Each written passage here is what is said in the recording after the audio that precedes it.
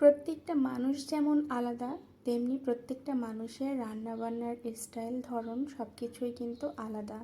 তাই খাদ্য অভ্যাসগুলো আলাদা হয়, রুচিবোধেরও আলাদা পরিবর্তন থাকে। যাই হোক বন্ধুরা, গরম পড়ে গিয়েছে। আজকে আমি রান্না করব ছোটো মাছের টক।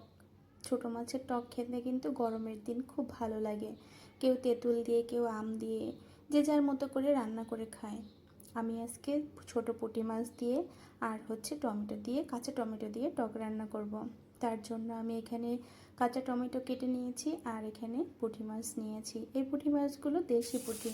যাই হোক, হলুদ লবণ দিয়ে ভালো করে মেখে এবার মাছগুলো একটু হালকা করে ভেজে নিচ্ছি। হালকা করে ভেজে নিলে হবে কি, মাছগুলো একদম ভেঙে কাটা ছেড়ে আসবে না। তার জন্য একটু তেল দিয়ে ভালো করে ভেজে নিচ্ছি। বন্ধুরা, মাছ ভেজে রান্না করলে তো স্বাদ লাগে, তবে অনেক সময় কিন্তু না ভেজে রান্না করলেও ভালো লাগে। তবে পুঁটি মাছগুলো খুব একটা বেশি আমি ভাজবো না, ভাজলে একদম শক্ত হয়ে যাবে, খেতে অতটা ভালো লাগবে না। তাই শুধু এপাশ ওপাশ করে উল্টে পাল্টে একটু ভেজে নিচ্ছি। গরমের দিনে টক টক কিছু খাবার খেতে খুব ভালো লাগে। আর দুপুরবেলা যদি এরকম টক জাতীয় কোনো খাবার থাকে দুপুরের মেনুতে, তাহলে তো অনেক টেস্টি লাগে এবং সেই স্বাদ কাউকে বলার মতো নয়। যাই হোক, আমি এখানে মাছগুলো ভেজে উঠিয়ে নিয়েছি আর এখানে দিয়ে দিলাম টমেটোগুলো দিয়ে হালকা একটু লবণ দিয়ে ভালো করে টমেটোগুলো ভেজে নিচ্ছি।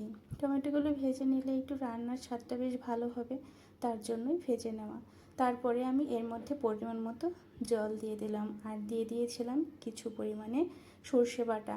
টকের মধ্যে সর্ষে বাটা দিলে বেশ ভালো লাগে। আর ফোড়নে দিয়েছিলাম কালো সর্ষে ফোড়ন আর কয়েকটা কাঁচা লঙ্কা চিরা দিয়ে রান্না করে নিলাম আজকে টেস্ট স্বাদের ছোটো মাছের টক। আজকের রান্নাটা তোমাদের কেমন লাগলো অবশ্যই কিন্তু কমেন্ট করে জানিও। ভালো লেগে থাকলে পেজটি ফলো দিও, সাথে থেকো। আর নতুন নতুন ভিডিও পাওয়ার জন্য আমার সাথে থাকার অনুরোধ রইল। আজকের মতো বিদায় নিচ্ছি। সবাই ভালো থেকো, সুস্থ থেকো। টাটা।